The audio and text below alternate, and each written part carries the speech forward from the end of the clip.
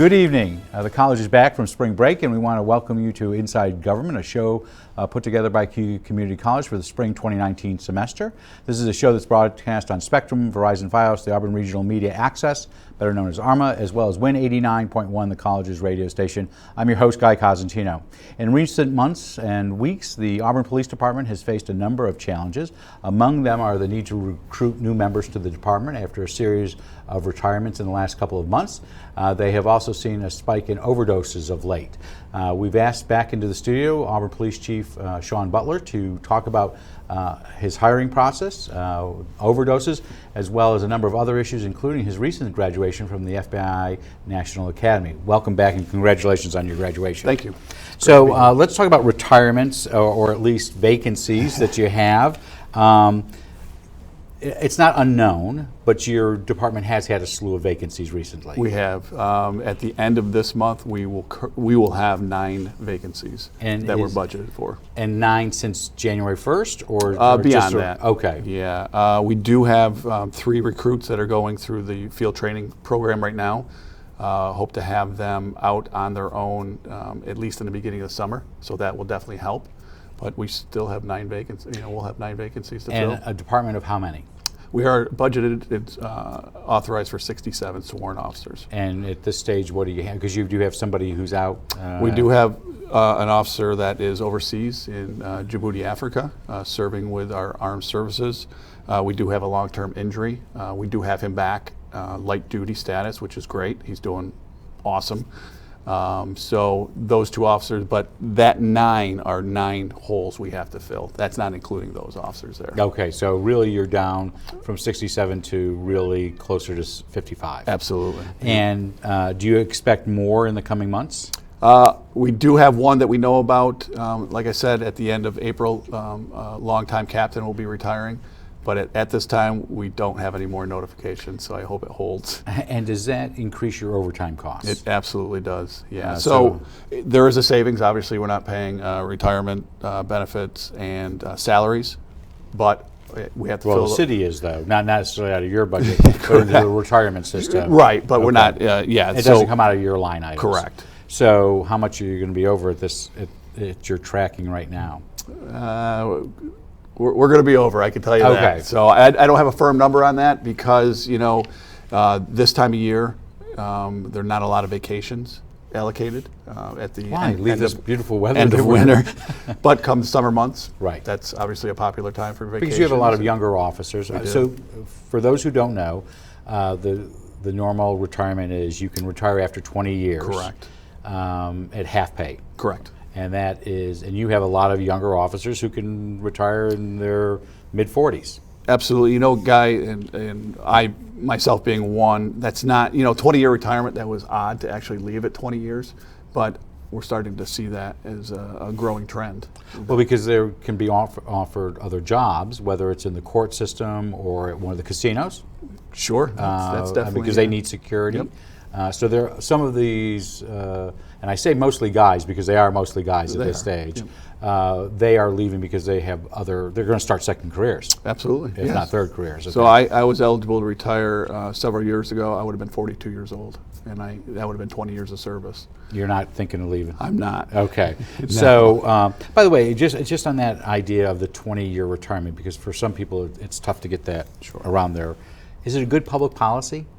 Well, you know why that first came into effect is officers see some of the most traumatic things known to human beings, tragedy, and those things compound. And that's something we're learning more and more, and that was a focus we can get into when I talk about the National Academy is officer wellness. But officers do suffer from post-traumatic stress syndrome, and we see more things in our 20-year career than people see in an entire lifetime.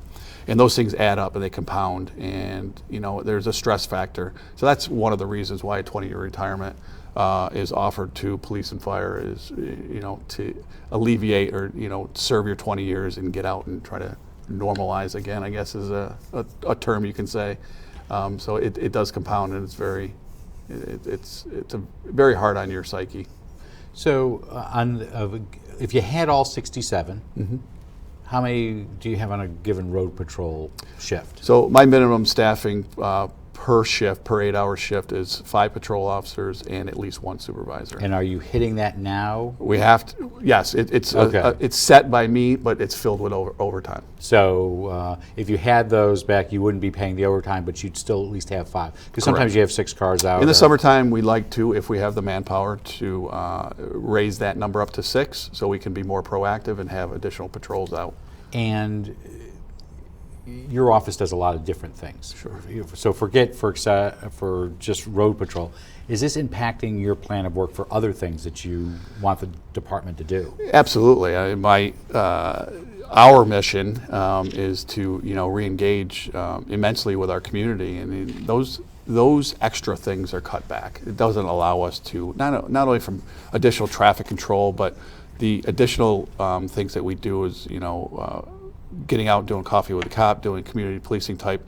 I want to get the guys out of the cars again, but unfortunately they are tied to those cars because they're going from call to call to call, and without the additional manpower and the flexibility of having additional staffing, we can't do those extra things right now. So yesterday, for example, in today's Citizen, you can read about the professional building on Lansing.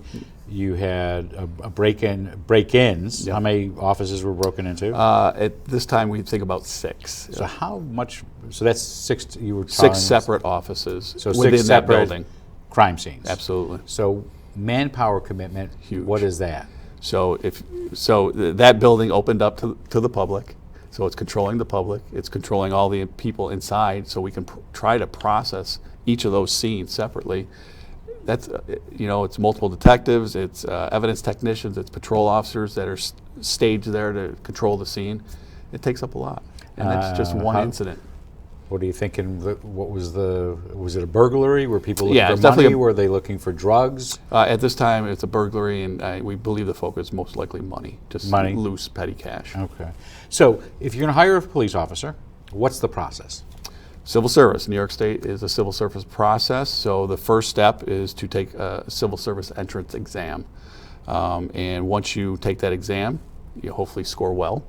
So are there some basic requirements to take the exam? Well, rather basic. You have to have at least a GED or a high school diploma, have to be 19 years of age. You have to be 20 at the time of appointment. Just those are the real rudimentary. And then basic. There are things afterwards, such as Many physical, psychological. Yep. So when is that done in the process? So after the test, you are put onto a list, an eligible list, and we always start at the top, best scores, and work our way down. So we'll canvass the list, see who's interested, because oftentimes people take the test and they're not interested in actually taking the job. So once they get canvassed, that gives us an indication of who's actually interested. The next step is the physical fitness test. So 1.5 miles running, and then we do sit-ups and push-ups. So it's based on the... So if they fail that, you've lost them from the list. We lost them. Then there's a psychological exam? The next would be the background investigation. Okay. So that day, if you pass the physical, we give you a packet, give you a date, have this filled out. We assign a background investigator, one of our police officers, that are going to dig into every aspect of your life. We're going to dig pretty deep.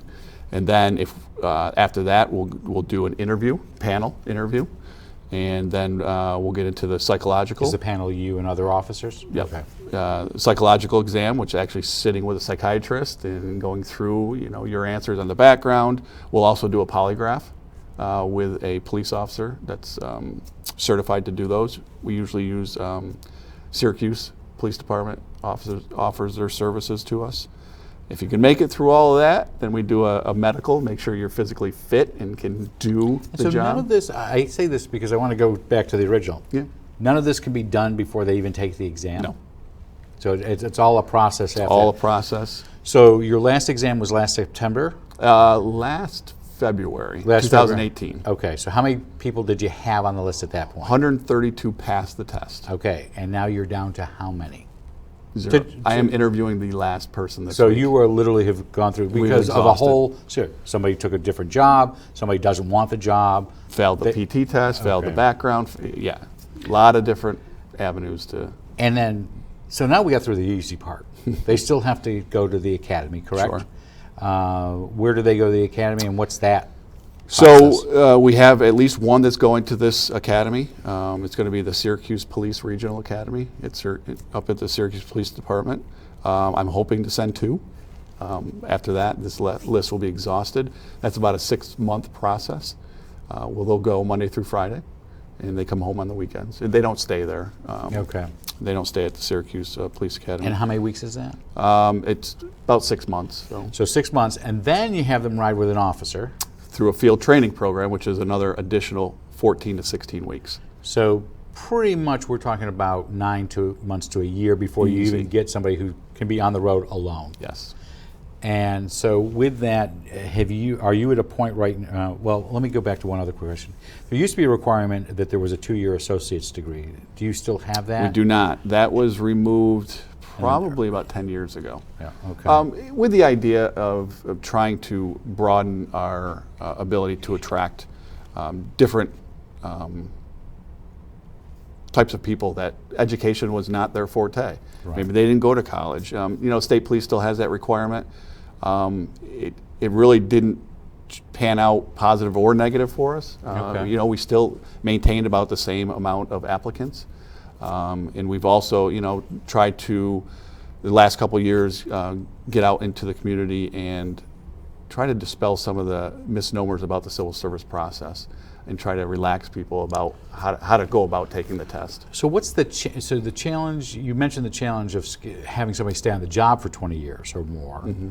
I'm assuming there's some perception issues that we see, both from a perception of what a police officer is to the dangers that they're in. We saw maybe 2 months ago what happened in Houston on the service of a warrant. Think that is definitely affecting our ability to attract candidates now. I think it's something with the prevalence of the media in how quickly something that happens in California, everybody in the world basically knows about it. So people that want to become police officers or think they want to become. So it's not just Auburn. No, it's everywhere. It's everywhere. It's something that we definitely discussed when I was at the National Academy. I would say it's riding on the precipice of a national crisis of trying to recruit. It's definitely not unique to Auburn, New York. Everybody's having an issue finding viable candidates to take this job. And is pay an issue? Definitely, it is a contender up there, and I think But you've changed that recently. We have, and I got to give kudos to our city manager, our union, and our governing body. The council really understood the importance of being able to attract good candidates, and we were not in that competitive market locally, so they corrected that contract, and I think we're definitely there now. And you're also now allowing lateral transfers. We are. So explain what a lateral is first. So a lateral transfer is taking a police officer that has finished a probationary period at another agency. So they've been on at least 18 months at another agency. Different department, Different MTA, department, already something. trained. Okay. But there are New York State regulations, being civil service, that we cannot take NYPD, New York State troopers. Those are automatically. Why not? They come from a different civil service testing System, platform. okay. Yeah, different system. So they just don't line up to what New York State civil service sees as requirements for our police officers. So do you see this lateral, you have a window, this goes until the end of the current contract, what, 21, 22? Yeah, I don't see us keeping that lateral window open that long, because as soon as we have an established list, which the next test is going to be September 14th. But in the next 9 months to start filling Absolutely. positions, you could do that. So I asked this because I have the battle scars from the last time the city did this, and it didn't go well. Yeah. It was done 20 plus years ago, and there was a lot of outrage. Part of it was there was a question about taking jobs from local people or local candidates. That doesn't seem to be the case now. It's not the case, and I'll tell you, the Civil Service Commission, as well as council and the manager, made sure that that opportunity for those people that wanted to take our test had the opportunity to go through that whole process.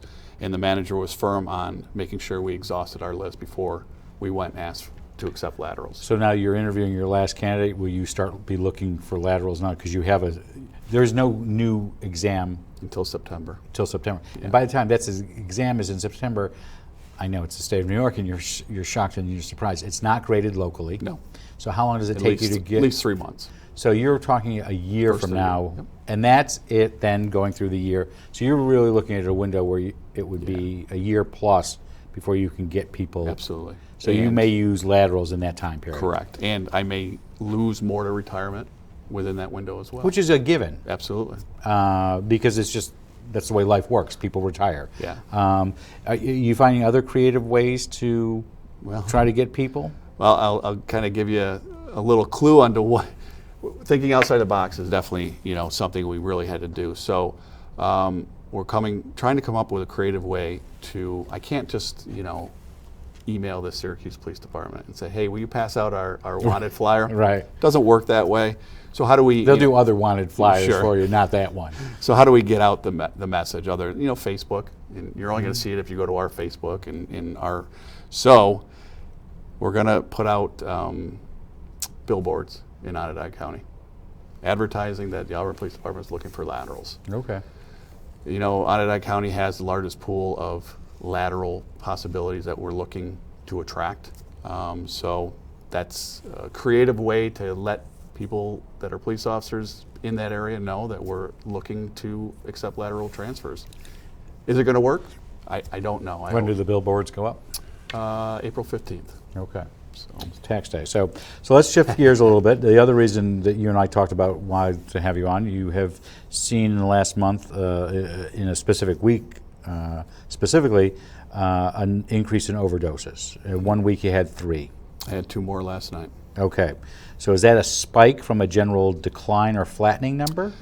It is from what we are aware of, and why I say that, and I mentioned it in a newspaper interview, is with the prevalent availability of Narcan being available to the public, we don't know a lot about possible saves that are out there. A family member might save. So for those who don't know what Narcan is, explain what it is. Narcan is a reversal drug for an opioid. So if somebody is suffering from an overdose of some type of opioid, be it heroin, fentanyl, or some other prescription medication, when we give the Narcan, which is a nebulized medication, usually through the nose, it reverses the effects almost instantaneously. And anybody can, Narcan Now. can now be, a year ago or 2 years ago it couldn't It was be. just EMS law enforcement. So you don't have those numbers. So we may not be aware. So that's Do you how have to have special training to use Narcan? we all did as police officers. I'm not sure if your pharmacist, when you go and pick it up, if they give, I'm not 100% sure on that. So you have no idea how many times it's been administered? We don't, there's no tracking mechanism. So in regards to our administration of it, we track it with the state. Every time we have a Narcan save or administration, we send in reports to the state. So were overdoses, I understand the Narcan factor in here, but were overdoses that your department were responding to, were they flat or declining in the last 2 years? To be honest with you, I thought we were on a decline. I was actually hopeful that we had started to gain some ground on the opioid epidemic here in the Cuyahoga County, but obviously. So why? Why the increase? Well, it could be a number of factors. Availability, is there a new seller in town that's making it more readily available? And that, that comes in ebbs and flows as well. It's not something that's readily available all the time, and it comes into our major cities, Syracuse, Rochester, and then it spreads out from there. So, our narcotics task force really hasn't seen a lot of it in the last several months. So, and that's definitely something, we have to focus on, is where's it coming from? So there's talk, at least in the state, that this is part of what could be considered a third wave. That originally it was people abusing opioids, that somebody The medicine cabinet. go to the medicine cabinet, things like that. Then it moved to heroin, and now we have this issue of fentanyl. First of all, for those who don't know what fentanyl is, It's a synthetic opioid. It's a pain reliever. So so it is used. It is used in some cases for pain relief. Most prevalently in fentanyl patches. Those are for usually terminally ill cancer patients for ease of pain, and that's really kind of how, you know. But now it has become part of a new generation. Yeah. Is this to increase highs? Is this to why fentanyl, and why have we moved away from traditional heroin? Because opioids have dried up. So you know, your over-the-counter opioids have dried up because of laws and restrictions, and not as easy to get. Then you go to the street drugs, being heroin, and that, you know, through enforcement, it's a supply and demand. Then it doesn't become available. Now we have synthetic fentanyl, which is, you know, coming in from our Asian markets and in southern borders, and it's very prevalent. It's readily available. So that's why you switch to that, and it's highly potent. It's a lot more potent than heroin. Is there a way from the, are the 5 overdoses we're talking about, do they end up in resulting in deaths? One at this time, I can tell you one from yesterday, it does not look good. So in an autopsy, can you identify fentanyl? Yes. Okay. Yes. So that's become we're looking, yeah. Absolutely. The issue. So is it I think I read something, and I don't think it was attributed to, but it may have been in one of the articles I was reading before this. Does that mean that there's likely a bad batch? People don't know the strength of fentanyl, or could it be a combination of a lot of different factors? A lot of different factors. You got to remember too is, you know, people are in different phases of possibly recovery, and if they fall off the wagon per se, and don't know the strength of the potency or haven't used in a long time, you see a lot of overdoses at that point as well. If they do fall off the wagon and use, if they're getting fentanyl and they think it's heroin, I mean, there's a number of factors. And so with this, with the Narcan, this gets very complicated, it gets complex, and it becomes almost like a Gordian knot. It's tough to untangle. Is the downside of, with Narcan, if you administer Narcan, or somebody from emergency services, there's a way that you can try to get that person into treatment. Absolutely. Do we know if people are being treated, or is there no way to track that? Well, you know, and I can refer to our local services here, and, you know, like Nick's Ride. You know, we're trying to really kind of build a collaboration where if we come across people, we can defer them or refer them to. So for those who don't, we're going to try to have Nick's Ride here later in the month. What is Nick's Ride for? Nick's Ride was founded by Joel Campanola. Joel unfortunately lost his son to a heroin overdose, and it's a grassroots effort to get those that are suffering from addiction into treatment. And you know, he's really grown that grassroots effort really to try to formulate inpatient house to treat addicts here locally in Auburn. And they're part of the Red Sea, and we'll get into Absolutely, that for another day. So just an offshoot of all of this is that traditionally when you have an increase in drug use, you also have an increase in petty crimes and robberies. Are you seeing that as well? I would say the petty crimes here locally, yeah. You know, robberies per se, strong arm robberies, not any more significant than we have in the past. So to correlate or to connect the two, no, but petty crimes, you know, the pawning and the stealing of items that are easily accessible, absolutely.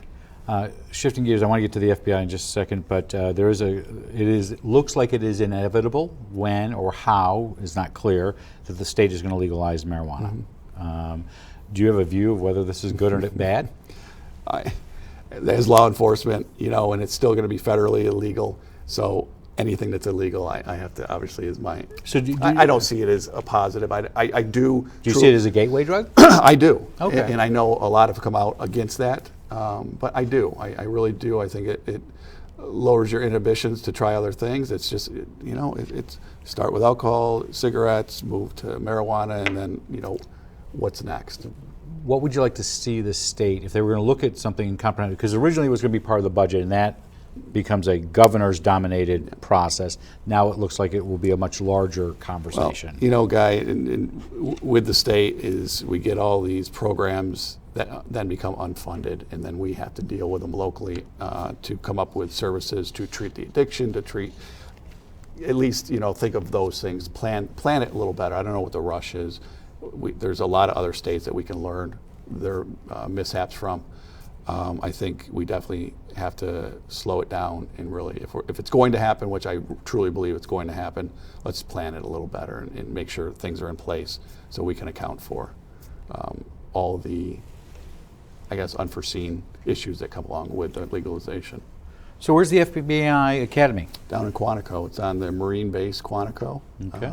How long were you there? 11 weeks. What'd you study? Everything. So I took.